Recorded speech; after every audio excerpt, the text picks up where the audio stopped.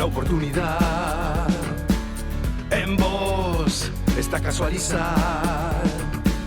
En vos la libertad. La rebelión es preguntar. En voz alta. En voz alta. En voz alta.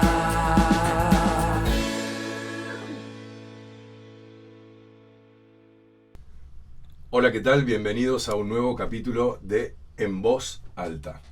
Hoy el capítulo se llama Aves en Foco, habitantes de nuestra tierra. Y para eso invité a un amigo muy especial porque es quien más sabe de aves, por lo menos que yo conozca. Es que vos escuchás un silbido y te dice qué pájaro es.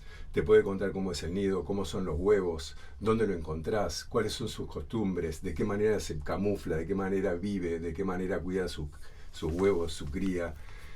Juan Cruz Padilla, amigo del alma desde hace muchos años y fotógrafo de aves, avistador de aves. ¿Cómo te definís? ¿Qué tal, Iván? Gracias. Gracias por el convite. Me gusta hablar de aves, me encanta pensar en ellas, así que te diría que soy un apasionado de las aves. Me titularía así. Apasionado de las aves. Sí. Perfecto. ¿Hace cuánto? Desde ponerle que mi preadolescencia, los 11, 12 años, ya me gustaban todo lo que eran bichos, siempre fui bichero, me gustaba la naturaleza. Me acuerdo cuando eras chico tenías una colección de insectos, Exacto. mariposas. Que los preservabas de una manera muy curiosa porque realmente se preservaban durante muchos años. Tenías como un mini museo, me acuerdo. Eso fue cambiando mucho, ¿no? El concepto del museo, que es un concepto por hoy anacrónico, porque yo entiendo que hay mucho dos lados de la biblioteca. Por un lado, cómo hace la gente para aprender y entender cómo es la naturaleza. Antes se entendía de otra manera. Por ejemplo, se cazaban animales, se ponían en los museos todos los cueros para estudiarlos. Hoy hay otro tipo de estudios, ¿no? Se filma, hay tecnología, se va un poquito más allá. Por supuesto, estaba por mencionar, preguntar. Exacto. Entonces lo de la colección esta de insectos sí, era para aprender, para mirar por curioso. De esa manera aprendí lo que son las distintas familias de insectos, qué sé yo, el Curculionidae, que tiene el pico, es un insecto que tiene piquito como si fuera un elefantito y chupa savia de los troncos de las plantas, ¿entendés? Después hay otro que está especializado, no sé, con una lengua larga para libar como las mariposas, que son los lepidópteros. En fin, después empezás a ver en las colecciones que las antenas son distintas. Por ejemplo, una polilla nocturna tiene una antena espiralada. Es una locura lo que te digo, pero es así. Es que son como espirales así, ¿no? Que hacen que se puedan captar mucho más las moléculas del polillo macho. ¿Se entiende? No la puedo creer. Entonces, son sistemas de radares que tienen los insectos, increíble, los animales, ¿entendés? Las aves. Bueno. Por ejemplo, si nos metemos en las aves, el jote o por ejemplo las aves de rapiña tienen un sistema para localizar los animales en descomposición, que son sus alimentos, alimentan de animales muertos. Entonces van volando y tienen como una especie de caño silence que le entra por la nariz, unos tubos enormes que por ahí van entrando las moléculas de olor, y de acuerdo a cuando encuentra una molécula de olor en el aire va haciendo el giro pertinente como para ir acercándose de dónde vino esa molécula, después buscar dos más que están, es increíble, pero es así se van ubicando. Wow. Y no lo van viendo ellos con la fabulosa vista que tienen las aves de presa, que es famosa, porque se dice que tienen 12 veces más que el humano, ¿no? De vista, entonces detecta mucho más sus presas. Esto lo hace con otro sistema un radar por olfato. Exacto, un radar por olfato. Impresionante. Sí. Los murciélagos tienen otros. ¿El murciélago es considerado del reino ave? No, los murciélagos es un mamífero. Ah. Sí. La hembra tiene tetillas. Lo recuerdo bien. ellos se mueven como una especie de radar por rebote. Exacto, tienen una especie de ecosonda, ¿no? Con sonido que tienen una frecuencia muy fina, finita, Y no así, creo que sea... va rebotando. Sí. Tiburones creo que tienen parecido. Igual los peces tienen otra cosa, que es como el costado de los peces tienen como una cosa que es una cinta que es hiper sensible, que detecta los movimientos o que los movimientos del agua, entonces la rebota en esa especie de faja que tienen sensitiva, una locura. Mirá, faja sensitiva. Es como, sí, entiendo perfecto. Bueno, de hecho, es muy llamativo, es creo el ejemplo más claro de respuesta kinestética en un cardumen de peces. Visualmente al menos, ¿no? Es como... Y me imagino que tiene que ver mucho con eso. Está todo conectado, ¿no? La naturaleza, como haciendo la intro de lo que vamos a hablar, la naturaleza, el ecosistema, estamos todos conectados y nosotros estamos en el medio conectados. Y bueno, ahí está el desafío.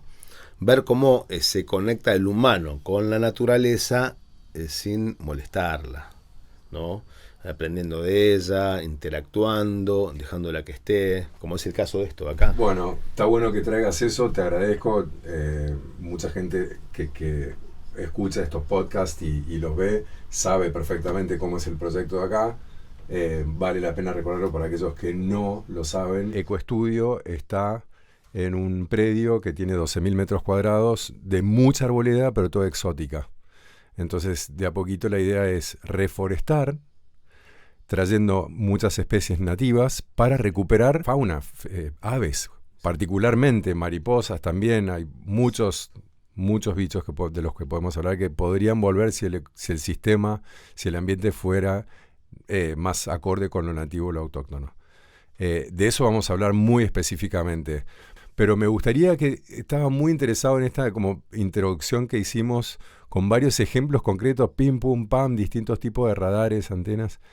Me gustaría abordarlo por ahí un poco desde lo macro a lo micro. Bueno, hablemos de las aves al vuelo, por ejemplo. La adaptación es increíble.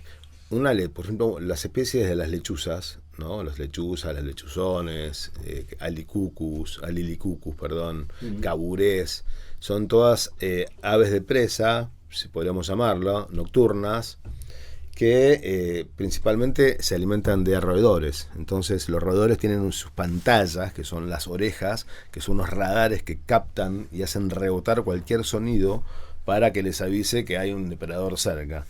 ¿Cómo se adapta el lechuzón? Bueno, tiene en sus alas tienen un sistema de plumas que rompen de tal manera el aire que no hace ruido.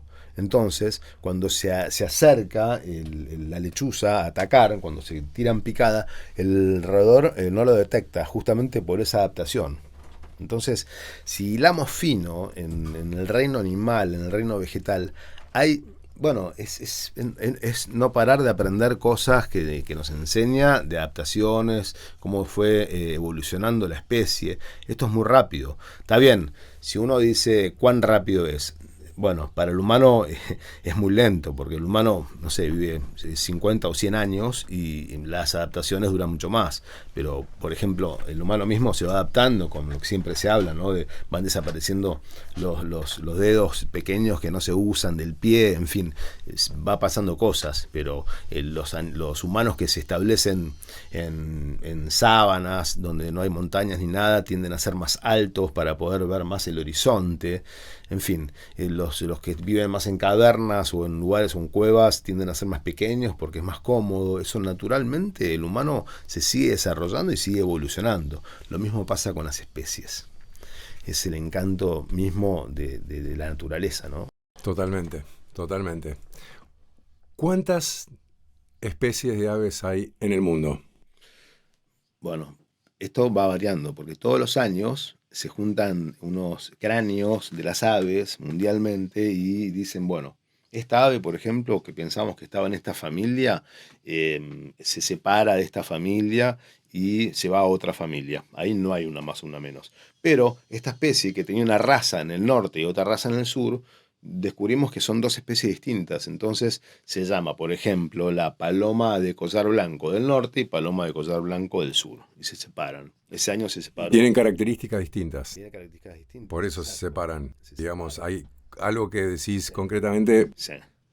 Generalmente ADN, por supuesto, el canto, la nidificación. Por ejemplo, en el canto hay un amigo mío que es un monstruo, se llama Bernabé López Lanús, que es el que tiene un stock de grabaciones de aves inmenso, viajó por todo el mundo grabando, y él es mucho más fino lo que hace, porque él oye el ave y ya sabe qué especie es. Wow. Lo mío es más primitivo, me voy, me arrastro, voy con la máquina de foto, le saco la foto, la miro, tiene la crestita o no la tiene. Él no, él lo oye y dice, ese, el estornino pinto del norte. Y dice, bueno, no puedo creer. Ponele que son 10.000 especies o 11.000 especies mundiales. ¿Cuántas? 10.000 u 11.000 Ok. especies, Ok. ¿no? Entre 10.000 Sí. y 1.000. Sí. Acá en la Argentina, por ejemplo, hay 10.000 especies o 1.100, entre 1.000 y 1.100 especies. Un 10%. Exactamente, un 10% justo. Y también va cambiando, ¿no? Porque estamos descubriendo especies nuevas, estamos separando. Constantemente pasa esto de separar especies. Por ejemplo, puntualmente el sobrepuesto, por ejemplo, es una especie que tiene el lomo marrón y antes eran como dos poblaciones, una que estaba en la cordillera y otra que estaba en las pampas, para decirlo de una manera, y ahora se separaron las dos poblaciones o las dos razas en dos especies. ¿Y es común, más que la subdivisión, puede pasar de descubrir especies nuevas? Se ven especies que no se ven durante muchos años. Que vuelven. Que vuelven. Mira, yo te digo, ahora hay una realidad que nos estamos amigando con la naturaleza y es real y se palpa, se ve. Cuando yo era chico veía muchas menos especies cerca de los humanos y ahora las veo y se van acercando. ¿Por qué? Porque hay otro concepto. Cuando alguien está con una onda, con un aire comprimido, ya a la gente no le gusta que pase eso. Antes pasaba y lo dejabas, que haya chicos que estén cazando o que haya tramperas. Ahora no solamente es ilegal, sino que está mal visto. Entonces la sociedad lo ve mal. Te voy a dar ejemplos increíbles. Por ejemplo, fruto de esto que te estoy hablando ahora, que es el amigamiento con las aves, con la naturaleza, que vos pongas en nativas acá, amigamiento, se te van a acercar. No me quiero ir por las ramas, pero por ejemplo en Buenos Aires, en la capital federal, cuando antes era común tener loros en las casas, las abuelas los tenían, que lorito, mirá, patata. Bueno, después con el tiempo las abuelas se murieron y los nietos decían, ¿qué hacemos con el lorito? Lo largamos. Empezaron a largar los loros que estaban como mascotas. Mascota, un loro, increíble pero real. Y empezaron a ver núcleos de reproducción de distintas especies en la capital federal. Porque, por ejemplo, había una abuela que largaba un loro hablador que vive en Jujuy, que es medio con celeste, en fin, es el que está, es el más común de los loros habladores de mascota, que se usaba históricamente en la Argentina. En la granja de Don Zenón es el loro que habla. Entonces se largaron y empezaron a reproducirse en los lagos de Palermo, empezaron a tiqui, y se hicieron bandadas ahora en Capital Federal de estos loros habladores que en verdad son oriundos de Formosa o por ahí y ahora están acá, ¿entendés? En Buenos Aires. Lo mismo pasaron con por lo menos 13 o 14 especies que tengo acá en la cabeza. Cambia mucho. Por ejemplo, cuando yo era chico no había acá estornino pinto, que es... Hay un montón, tengo acá. Sí, está llegando a... Y son re dañinos. Son re dañinos, sobre todo son dañinos ¿por qué? Porque son territoriales. Tienen mucha personalidad y echan a otros aves y utilizan huecos para anidar que antes utilizaban otras aves. Por ejemplo, un nido carpintero viejo lo usaba una ratonita y ahora se mete este bicho que es mucho más grande que la ratonita y lo echa. Entonces se queda con su lugar, con su casa, ¿no? Es una toma, son ocupas. Sí, no nos gustan. A los pajareros no nos gustan los estorninos pintos. ¿Y los sacarías si vos tuvieras...? Es un tema para debatir, ¿entendés? Es como decir, las gaviotas cocineras que le pican el lomo a las ballenas australes, que cuando salen para afuera le empiezan a picar y a comer la grasa, ¿las matamos o no las matamos? A mí si me preguntaba, yo las reviento a las balas. No me importan esas gaviotas, ¿viste? Son raras y es re horrible el pensamiento que estoy... Bueno, volvemos a amigarnos con la naturaleza. Bueno, es re loco, pero bueno, es una discusión constante.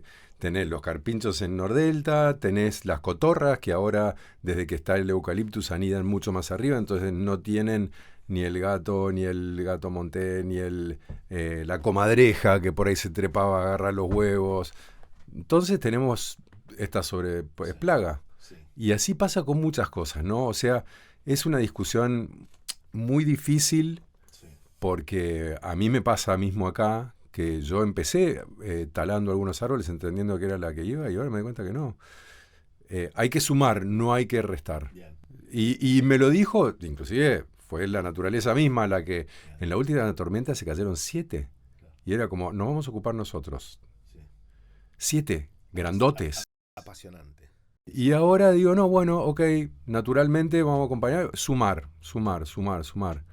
De hecho, hoy tenemos tarea, vamos a plantar un algarrobo blanco que me traje de Tucumán y 2 palos borrachos. ¿Estás haciendo vos, yendo al punto, ahora que ya hicimos la intro de cuántas especies hay? Por ejemplo, acá, en esta zona, naturalmente podría haber, no sé, 200 especies de aves. O sea, el 20% de la que hay en Argentina podrían estar acá, naturalmente. No, o sea, por distribución geográfica, llamémoslo. ¿Está claro? 20% de esas 1.100 que hay en Argentina.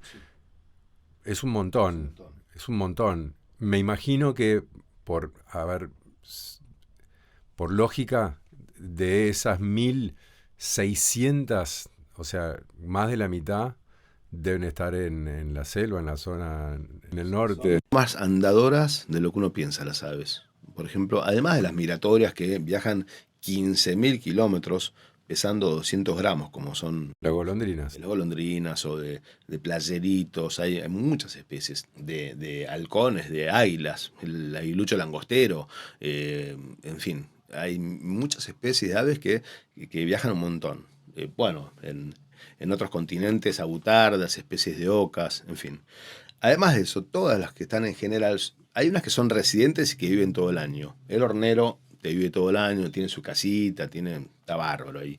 Pero hay otras que no, que hacen migraciones más pequeñas. Por ejemplo, cuando llega, los que viven en la Patagonia, cuando llega el invierno, se hace muy duro el invierno y ¿qué hacen? Se van al norte. Me voy a Corrientes, ¿entendés? Entonces, y muchas que están en Corrientes, por ejemplo, se hace muy pesado, ni idea, o en el norte, a veces se van al sur por distintos motivos. O sea, es variable eso. Ok. En general, la Argentina tiene mucha cantidad de aves. Cuando yo te digo que puede haber 200 especies de aves, eso es lo que geográficamente podría haber. Pero, Claro. ¿qué pasa?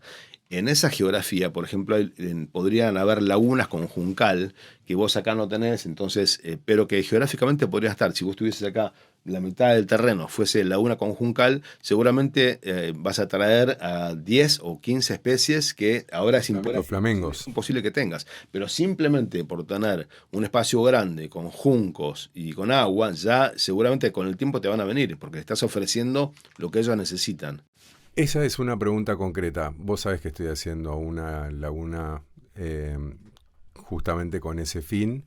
Ahora, ese mismo escenario más cercano está a, no sé, en este momento de acá me imagino que no menos de 10 kilómetros. Estamos hablando que hay aves que recorren 15.000 kilómetros, dijiste. Sí. Wow. Bueno, todo un continente. Ahora, acá, en ese escenario, nosotros hicimos un relevamiento. Más o menos la cuenta me da que en este momento hay que avistamos 20 especies. Que no vimos pero que puedes llegar a ver, hay unas 8, incluyendo lechuzas y que yo sé que hay porque las tengo filmadas, después tengo que buscar eso para mostrarte cuál es. Y de estación 1, 2, 3, 4, 5 más o menos, la golondrina, la tijereta, el churrinche, el venteveo rayado. Entonces, ponele que en el mejor momento, y especulando con que las que no vemos pero que estamos hablando de unas 30 especies más o menos que hay acá en este momento. Yo creo que más, porque esto es como que, como bueno, está bastante degradado la zona donde estás, obviamente. Esto está revirtiéndose, gracias a vos. Si lo vemos en Google Maps, te das cuenta que a 10 kilómetros tenés una zona verde, que evidentemente ahí va a tener muchas especies de aves. Son mucho más inteligentes o perceptivos, que cada uno lo llame como quiera, o instintivos. Yo prefiero llamarlo inteligentes, porque a esta altura me parece que tienen una inteligencia distinta y que no es como la que nosotros conocemos, pero es. Entonces, ellos, si hay sequía y ellos viven en laguna, en un momento dado se van a tener que ir de esa laguna, porque se está quedando sin agua. Entonces hay un momento dado donde uno dice cuac, y los otros dicen cuac. Sí, vamos, no queda. Y se van, y levantan y se van. Y tienen que ir a buscar una laguna donde haya agua. Entonces, por ahí, en la zona, hace rato no llueve. No creo que las que estén cerca tengan agua. Quizás tienen que viajar 20, 50 kilómetros. ¿Y qué pasa? Ahí, los que viven en grupos, quizá hay uno de las aves que estuvo en otra laguna y ¡pap! La lleva. ¿Entendés? Si van a esa laguna que quizás sí tiene agua porque es más grande. O por ahí porque allá llovió más. Entonces tienen que ir a salir a buscar su lugar. Entonces, lo mismo pasa acá. Lo mismo pasa si hay oferta. Por ejemplo, si yo estoy acá, te lo voy a hacer más gráfico con un jabalí para que te des cuenta, pero pasa lo mismo. Si un jabalí vive acá, pero a 3 kilómetros sembraron maíz, él va a oler el maíz. Y se va a ir al maíz que queda a 3 kilómetros y se lo va a ir a comer al maíz. O a 5 o a 7, si el viento es el adecuado y le llega a su nariz. ¿Estamos claros? Entonces, si un ave está, por ejemplo, no sé, a 6 kilómetros de acá o a 10, y le está costando comer todo, y ya terminó la reproducción, por ejemplo, ni idea. Y bueno, y por ahí se muda y hace una migración y se viene para acá, porque siente que acá alguien plantó mucha malva de monte, como la que está acá. La vimos hace un rato. Exacto. Entonces vos tenés, ¿cuántas plantas de malva de monte tenés? Muchas. Muchas. Entonces, esa malva de monte larga un olorcito que a ciertas mariposas les gusta. Entonces vienen esas mariposas. Y el ave que come esa mariposa, que es la que más le gusta, porque esa mariposa es muy rica, también lo percibe. Entonces se va formando tu pequeño, ¿entendés?, ecosistema. Cosas que están buenísimas porque autóctonamente salen desde acá. Inclusive hay zonas de esta no tan grande terreno que dejé que vaya naturalmente a ver qué aparecía. Y aparecen un montón de cosas. Tengo para decirte. Contame. Este fascinante mundo de qué se alimentan las aves. Hay aves que son pequeñas, que son muy buscadas y son muy lindas y antes se enjaulaban, que se llaman semilleros. Esa especie por ejemplo, de aves es el cabecita negra, el jilguero. Tienen como un pico cónico muy fuerte, capaz de triturar las semillas, y dicen los libros. Entonces, uno de los príncipes de esos semilleros, le podría decir, de las pampas, se llama el corbatita. Los chicos lo encerraban, los niños. Era un típico ave cantora, por llamarlo de alguna manera, que se enjaulaba. Ese viene con la semilla, o sea que si vos dejás un espacio que crezcan las gramíneas que tienen esas varas con semillitas, la van a venir a buscar. ¿Y sabes dónde anidan? En el cardo, que vos le decís cardo Mariano. Ahí anidan justamente el corbatita. Entonces ya tiene lugar para anidar. Si hay un lugar en el mundo donde un corbatita puede anidar, es en ese lugar. Es ideal para el corbatita. Espectacular. Ideal. Entonces ahí tenés una especie nueva, ¿ves? Es así de fácil. Estoy observando es que hay como una sobrepoblación de plantas exóticas, de maltrato del residuo, de contaminación ambiental concretamente en las aguas, en las calles, que hay cada vez más construcción, que no es una construcción amigable con el ecosistema. Entonces, vamos a hacer la pregunta más importante. ¿Cuán importantes son estas aves para el ecosistema? ¿Hacen una diferencia? ¿O si no hubiera aves, la naturaleza continúa? Es que acá hay un mundillo que es la parte urbana, después está ahí todo un mundo que es la naturaleza misma, ¿no? Los campos, los montes, todo eso. Entonces, para los montes, para los campos, para el ecosistema, son imprescindibles las aves.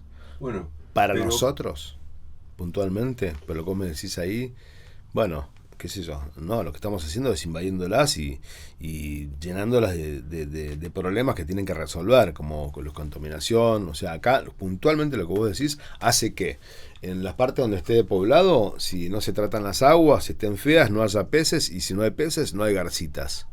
Entonces ya ahí, chau garza. Garzas son 5 especies de garza: la garcita blanca, la garza blanca grande, que podría haber, la garcita azulada, que es como una especie de cazadora de mojarritas, que es divina, la garza bruja, en fin. Y bueno, no hay ninguna de esas. ¿Por qué pensás que es imprescindible? Para los campos y para los montes. Para la vida, para el mundo. Bueno, es una pregunta difícil, la verdad, que me haces, Iván, porque quizá lo mío es alguien que realmente las admira y las valora, las disfruta. Entonces, ya a mí mismo me parece que por la belleza misma me parece que es imprescindible, o sea que ya te respondo con eso, o sea, sin ir ni siquiera al detalle de si sirven para esto o para lo otro, o sea, vos pensás que nosotros tenemos 5 sentidos, ponele, ¿no? Entonces tenemos el tacto, tenemos esto, tenemos lo otro, y bueno, parte de eso es los sonidos de los aves, de los animales, del viento, que viene todo, que es parte de lo que nos nutrimos, ¿no? Lo mismo que los olores de las flores, porque cuando uno huele una flor, no solamente percibe el aroma que tiene, sino que además le pasan a nivel químico en el cuerpo cosas. Entonces por ahí te despierta endorfinas, que te mejoran el humor, que te dicen que te relajan, o que, en fin. Entonces, si vos hilás fino, son, me parece que importantísimas. Ahora te voy a responder científicamente. Y te vas a flashear, porque esto además tiene pero no me importa lo científico, ya con la belleza y con esto ya te contesté. Ahora, científicamente... Hermosa respuesta, concuerdo plenamente. Voy a ir un poquito más hondo. O sea, la gran preocupación de los científicos de hace 30, 40 años, cuando estaba todo peor a nivel conservación, era que se estaban reventando especies, por ejemplo, no sé, en el Amazonas, o donde vos quieras, que quizás esas especies tenían la solución de determinadas enfermedades que todavía no estaban descubiertas, ¿entendés? Entonces se desesperaban, pues para, por ahí está, porque, no sé, por ejemplo, para ir concretamente acá al mundo, el ácido acetil salicílico, que es la aspirina, sale del sálix. El sálix es el sauce. Entonces, si vos tomás corteza del sauce y te la comés, se te va el dolor de cabeza.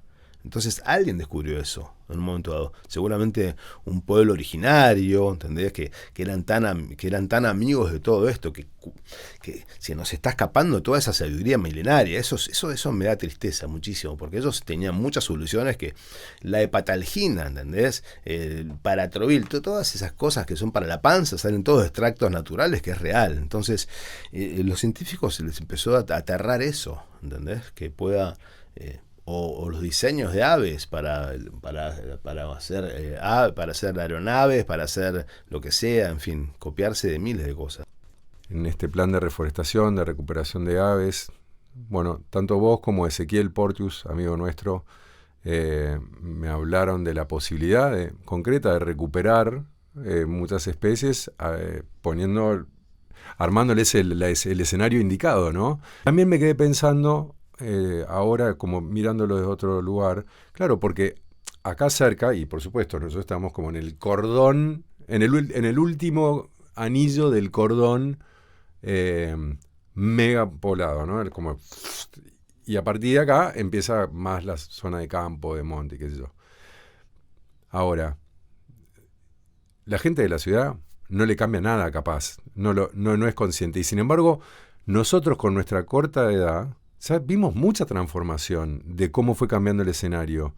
De hecho, sigue cambiando, porque no hace tanto en Cava se trajeron, por ejemplo, halcones y gavilanes mixtos para sacar palomas y no sé qué. Cambió ya todo el escenario. Ahora, me quedé pensando, ¿cuánto sentido tiene que yo lo haga acá? Si total ya es como terreno perdido, ya estoy entrando en la ola de... Y yo no, todo lo contrario. Todo lo contrario, es como, bueno, pero está bueno dejar como un faro acá.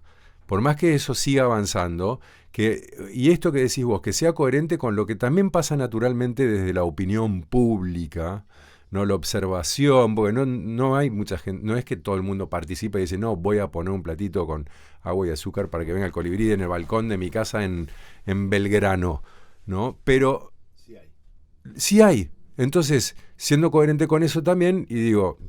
y siempre traigo esto, porque para mí todo esto que estoy haciendo es también un despertar traído por mis propios hijos, ¿no? De decir, ¿qué mundo les estamos dejando? ¿Y qué onda con...? Bueno, yo tengo esto. ¿Qué puedo hacer con esto? Y voy a intentar hacerlo. Y hace un rato te preguntaba por las distancias, porque yo estoy cerca de la reserva de Escobar, unos 10 kilómetros, y de la de Pilar unos 8 kilómetros. Entonces pensaba, debería ser lógico poder hacer como un corredor, un triángulo en donde por esos olores del viento que vienen tengan como un circuito, ¿entendés? Hay luz del otro lado del puente. O sea, así como vos sos una persona que en el conurbano está poniendo su granito de arena, yo en la capital federal me pasa lo mismo con las plantas que pongo en el balcón. Entonces tengo mariposas, tengo reproducción de mariposas en un balcón, en una terraza. Tengo un primo que en Lincoln cambió de lo que era tradicionalmente la siembra directa, la fumigación, esto, lo otro, y agroecológico. Exacto. Entonces empiezan a florecer muchas personas que piensan como vos, que en el campo hacen las cosas parecidas, gente que antes tenía campos con monte, que lo preservan, que hacen un sistema silvopastoril, que es amigable con el monte y el pasto que se le ofrece a la hacienda. Entonces hay mucha gente que está pensando como vos y que silenciosamente aporta su granito de arena, que al ser mucha gente ya es una montañita de arena. Dicho esto, lo que vos decís, lo de los corredores se utiliza mucho. De hecho se hizo en Córdoba un corredor verde que es espectacular. En La Pampa se está planeando otro. Hay muchos lugares donde se está planeando. En Misiones se hacen los corredores e incluso cuando cruzan rutas se hacen esos puentes verdes por arriba para que los animales crucen. Es justamente lo que vos estás diciendo. Lo vi en San Luis, eso creo que. Entonces, por ejemplo, para que ocurra ese corredor verde, por supuesto, debería también involucrarse el Estado, que es una de las cosas más difíciles, pero bueno, el Estado debería ver si hay, por ejemplo, una ruta que corta entre ese corredor verde y vos, y tu lugar. Todos los que tienen que pasar caminando y que no tienen posibilidad de volar o de ir por entre ramas y ramas, están en el horno, porque no pueden cruzar. Entonces, la única manera de que puedan pasar es haciéndoles un corredor verde. Entonces, que por arriba pase un puente verde donde los insectos, donde los mamíferos, donde los roedores, donde todos puedan, donde las comadrejas puedan pasar. Es difícil, y es muy difícil, pero alguna vez escribí sobre las cuadrículas de la muerte, que son todo lo que el humano fue haciendo, que son las rutas. Vos fíjate, si hilás fino, todos los bichos que caminan, cuando pasan por una ruta, tienen que tener una suerte bárbara de que no las pisan. Si vos sos un 100 pies, tenés que cruzar de un lado para el otro. Si te viene un fuego y del otro lado tenés ruta, tenés que usar la ruta y la quedaste. Cuando ves, hay momentos donde hay reproducción de ranas, por ejemplo en febrero, cuando fui para Necochea, para Quequén, que la ruta tenía por metro cuadrado 100 ranas. Entonces vos pasabas con el auto y era imposible no pisarlas. O cuando están las migraciones de cangrejos en Australia, allá frenan y hacen puentes para que pasen los cangrejos. O sea, no, crach, crach, crach, crach, crach. Acá ni se piensa en eso. Vos sabés que el mundo está diseñado para el auto más que para el ser humano. Claro, sí. Es una locura. Una locura tal cual. El otro día hablaba con Olivier Domker, que vino a hacer un podcast como vos sobre cambio climático, y obviamente gran parte de la causa de lo actual es en otro sentido los últimos 50 años, y es el consumo de energía fósil, ¿no? Y él decía que para el 2070 la industria automotriz en el mundo, sobre todo en Europa, tiene planeado que en el 2070 no haya más, sea prohibido el uso de combustible. 2070. Si seguimos en este ritmo de aceleración, de incremento de la temperatura, matemáticamente el 2040 tenemos un problemón, somos pochoclo. Pensá que en la historia de lo que podemos registrar de la Tierra, antes subía 1 grado cada 2000 años, y así durante 10.000 años, o sea, 5 grados en 100 siglos. Ahora, de repente, en los últimos 170 años, subimos 1 grado. O sea, es como ir, él decía, no me acuerdo si eran 10 o 40 kilómetros por hora y de repente subir, creo que eran 10 kilómetros por hora y de repente hace 340 kilómetros por hora. Y estamos en esa proyección. Por eso, 2024 al 2040 son 16 años, y si seguimos aumentando en esta progresión horrible. No estoy seguro de eso.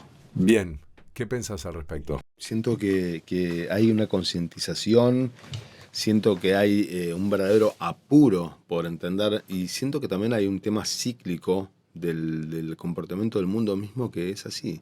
Que, qué sé yo, o sea, antes de que esté la era se hundió Krakatoa en Japón, ni idea, y vino, y era una isla que estaba llena de gente y se hundió, en fin, y no había calentamiento, no había nada. Parece que también hay un tema de la Tierra que antes no se registraban todas las tragedias y ahora sí se registran. Entonces, qué sé yo, me parece que hubo meteoritos que reventaron partes de zonas de un lugar, hubo fuegos que reventaron continentes enteros en un momento dado, hubo inundaciones, hubo deshielos. Me parece que es parte de la dinámica del mundo y que no nos tenemos que hacer cargo, si bien de muchas cosas nos tenemos que hacer cargo, del calentamiento global en general, no nos tenemos que hacer cargo, salvo con el deterioro de lo que es el smog, de todo eso que es las zonas industrializadas, lugares en Asia que está lleno, eso sí, por supuesto, pero digo que también no nos tenemos que castigar tanto el humano en ese sentido. El problema es que me parece que hay una evolución natural y la naturaleza es muchísimo más poderosa que nosotros. Nosotros pertenecemos a la naturaleza, no de la otra manera. No es lo contrario. Eso está clarísimo. El tema es que justamente hemos abusado tanto, sobre todo en este último tiempo, de nuestro propio avance como humanidad, en la ciencia, en un montón de aspectos. Pero digo, justamente está el quilombo que hicimos, que la naturaleza se va a ocupar perfecto. La naturaleza va a seguir, pero nosotros corremos el riesgo de ser dinosaurios. Y no hay dos expertos en el campo del cambio climático, de lo que quieras en ese aspecto, ambientalistas, ecologistas, expertos en cambio climático, en calentamiento global, en energías renovables, en huella de carbono, o sea, justamente es uno de los temas actuales, pero no hay uno que te diga, che, si no hacemos algo al respecto, porque ahora no se trata de lo que... La naturaleza se va a ocupar, pero no sé si nosotros vamos a formar parte, porque realmente, pochoclo, es un tema, porque es como que me pasa lo mismo con muchas cosas en realidad, y tiene mucho que ver con los paradigmas actuales, ¿viste? Lo pasa con las enfermedades, pasó con la pandemia. En la pandemia, yo te escuchaba hace un rato y me acordaba de los casos de, claro, hubo cuarentena un poco mundial y los animales empezaron a asomarse y a salir y fue como bueno para la naturaleza. Y no sé quién decía, bueno, vamos a terminar la pandemia, la cuarentena y vamos a volver mejores, como habiendo reflexionado y mejor con la naturaleza más cercana. ¿Cuánto van? 2 años, 3 años, un desastre otra vez. Mi pensamiento es positivo, muy positivo acerca de eso. Yo te voy a dar un ejemplo y te va a gustar. Es como que vos estás cocinando algo que es cristalino, ¿no? Tenés una olla que es el mundo, lo de adentro, es una sopa cristalina donde ves todo adentro. Ahora estamos en un momento dado donde, por ejemplo, se forman islas de plástico en el medio del mar, o ese smog que está en Asia, donde ya hay pequeñas turbulencias en esa olla, ya no está tan cristalina, pero sigue estando cristalina, no está tan dañado el mundo. A nivel forestación y a nivel verde sí, pero el verde siempre vuelve a crecer, hay concientización, empieza a haber gente filántropos que ayudan al mundo, cada vez más gente, más ONGs, más agrupaciones. Se empieza a separar la basura que durante siglos y millones de años o miles de años no se hizo a nivel humano. Entonces yo creo que estamos evolucionando para bien. Yo creo que, por ejemplo, aves se extinguieron pocas. Está bien, hay muchas en riesgo, pero no es que se extinguieron un 60% de las aves, culpa del humano, o el 40% de esto. Vos lo acabas de decir, la naturaleza es sabia, y eso es real. Tiene un poder de adaptación increíble. De tal forma que antes se cazaban las pavas de montes en esta zona y se comían, y ahora las pavas de montes están en las casas de los amigos que son cuidadosos, que son amigos de la naturaleza. Entonces, el puma que antes no se veía vuelve a estar. En fin, yo digo que estamos mejorando y que estamos a tiempo y que va a estar todo bien. Por suerte digo eso. Digo que tenemos muchos problemas para enfocar, pero te voy a dar ejemplos concretos. Lo que es la iluminación.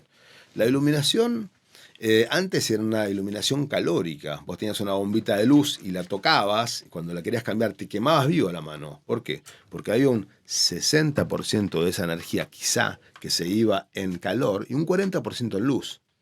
¿Me seguís? Perfecto. Antes era todo en calor, porque se usaban llamas, se usaban antorchas, se fue evolucionando, eso fue cambiando y poco a poco fue haciendo que vinieran otras tecnologías que había 70% de luz y 30% de calor, por ejemplo, no sé, no me acuerdo cómo se llamaban los tubos esos, Sí.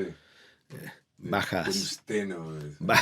eran bajas, no me acuerdo, Sí. sí, baja. Bajo consumo. Bajo consumo, las lamparitas bajo consumo. Después vinieron unas que tenían como una cosita verde, como de vidrio en el medio, que eran también. Y después finalmente vinieron las LEDs, que por ahí tienen un 90% de energía de luz y un 10% de calórica.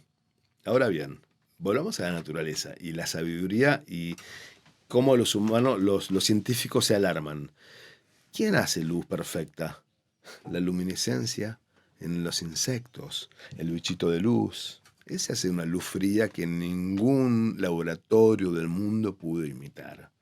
Hay 100 especies o 200 especies o 1000 especies de luciérnagas en el mundo que tienen una eficiencia del 100% de energía con luz y todavía no se pudo imitar. Entonces, cuando nosotros lleguemos a tener el 100% de luz, aprovechando la energía, vamos a ser mucho más eficientes y vamos a calentar mucho menos el mundo. Cuando usemos menos fósiles, como vos nos acabas de decir, cuando usemos motores fríos que no calientan, cuando hagamos que los escapes de las chimeneas, esa chimenea se use para algo, cuando hagamos, que ya lo estamos haciendo, que en los criaderos de cerdo se use los pedos y las bostas para hacer metano o lo que sea, para que se aproveche el butano, para que se degraden, no sé, con biodigestor, con animales anaeróbicos, esto y lo otro, las plantas tratadoras de los lácteos, y cuando no se tire más de una curtiembre al río todos los químicos. Vos fíjate que antes, acá en la Argentina, los frigoríficos se hacían todos al costado de los ríos. Agarraban, mataban al bicho y tiraban todo. Lo mismo las curtiembres, lo mismo lo que son los laboratorios, que quién sabe qué tiraban. Entonces, hicimos muchas chanchadas. Me parece que ahora estamos tomando conciencia. Nos va a costar. Pero bueno, si Europa pudo limpiar no sé qué río y ahora se bañan, un día podremos hacer eso en el Riachuelo, que lo prometieron tanto. Pero es empezar, Iván. Yo creo que sí. Que estamos a tiempo. Que es una lucha, pero que es ganable. Parece que hay mucha concientización y vos lo dijiste. Tus hijos viste cómo te llaman a la reflexión. Nosotros somos primitivos hasta en la forma de hablar, o sea, decíamos palabras antes cuando éramos chicos que hoy están prohibidas. No lo decíamos de mala leche, lo decíamos porque, qué sé yo, me parece que en todo nivel lo vamos evolucionando, vamos respetando al otro. Siempre hay energúmenos, pero bueno, parece que es parte del humano, está aprendiendo la lección, yo creo eso. Está buenísimo escucharte. Estoy esgrimiendo un poco eso, estoy haciendo abogado del diablo justamente para ver qué rebota en cada uno de ustedes. Uno supuestamente experto en el cambio climático, otro experto en aves como vos, y así. Y la verdad es que todos vienen con la respuesta positiva y está genial. Porque me parece que hay que hacerlo.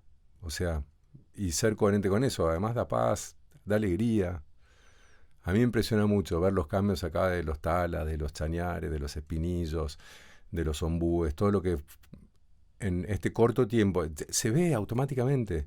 Y ni hablar cuando vuelvan las primeras especies, que por cierto me gustaría como ir redondeando un poco, volviendo acá donde estamos. Yo tengo para decirte algo. Contá. Porque estamos redondeando en eso. Ya está pasando esto. Vos estás pensando cuando vuelvan, me acabas de decir. No.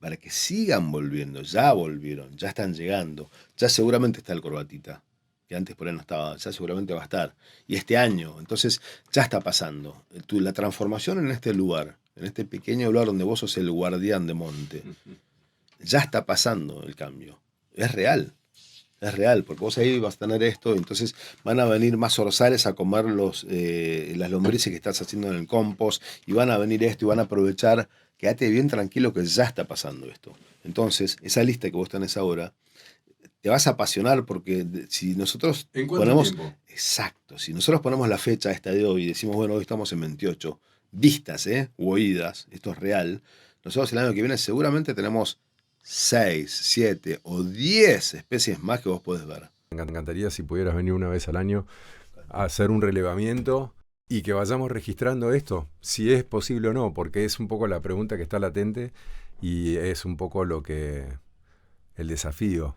Así que está buenísimo. El capítulo de hoy se llamó Aves en Foco, habitantes de nuestra Tierra. Y se llama así, obviamente, por la temática, porque tenía todo que ver con el capítulo de hoy del podcast, pero también porque es el libro de Juan Cruz y Santiago Padilla, ¿sí? Un libro de fotografía, información, obviamente, pero más que nada fotos que sacaron ellos mismos sobre especies solo de Argentina en este caso, ¿no? Solo Argentina. Bueno, ¿cuántas hay en este libro? No sé, por ahí 100. 100, perfecto. Una selección de a lo largo y a lo ancho del país. Sí es.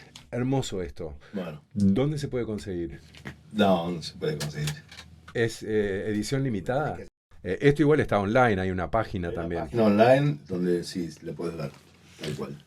Perfecto. No, en juan.cruz.padilla@hotmail me escriben un mensaje y encantado de la vida. Otra vez, Juan. Cruz.padilla@hotmail.com. Excelente. Nos vemos en un año. Gracias. En voz alta.